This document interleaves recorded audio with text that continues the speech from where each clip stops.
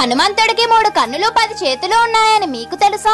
రామరావణ యుద్ధం ముగిసింది. శ్రీరాముల వారు విభీషణుడు ఇచ్చిన పుష్పక విమానంలో అయోధ్యకు తిరుగు ప్రయాణం చేస్తున్నారు. మార్గ మధ్యలో భరద్వాజముని ఆశ్రమం వద్ద విశ్రాంతి తీసుకుంటుండగా నారద మహర్షి వచ్చి రాముడితో, రామయ్య, రావణుణ్ణి సంహరించినంత మాత్రాన దుష్ట సంహారం ముగియలేదు.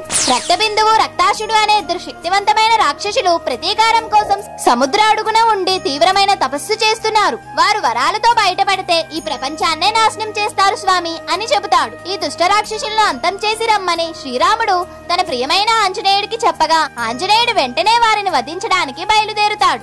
రాక్షస సంహారం సులభతరం చేసేందుకు హనుమంతుడికి వివిధ దేవతలు తమ శక్తులను ప్రసాదిస్తారు. విష్ణుమూర్తి శంకు చక్రాలను, బ్రహ్మదేవుడు తన కమండలాన్ని, పరమశివుడు తన 3వ కన్నును ఇచ్చారు. ఈ విధంగా 10 ఆయుధాలు పొందిన ఆంజనేయుడు దశభుజుడుగా మరియు శివుని కన్ను పొందడం ద్వారా త్రినేత్రుడుగా మారాడు. హనుమంతుడికి రెక్కలు కూడా ఉన్నాయి. ఈ భయంకరమైన శక్తివంతమైన త్రినేత్ర దశభుజ వీరాంజనేయ రూపంలో ఆంజనేయుడు ఆ రాక్షసులను అంతం చేసి విజయంతో తిరిగి వస్తాడు. రాక్షస వద్ద తర్వాత హనుమంతుడు ఆనందంగా వెలిసిన ప్రాంతాన్ని ఇప్పుడు ఆనందమంగళం అని పిలుస్తారు. తమిళనాడు రాష్ట్రం నాగపట్నం జిల్లాలోని ఆ ఆనందమంగళంలోనే 10 భుజాలు, నుదుటిపై 3వ కన్ను కలిగిన ఆంజనేయుణ్ణి భక్తులు నేటికీ పూజిస్తున్నారు.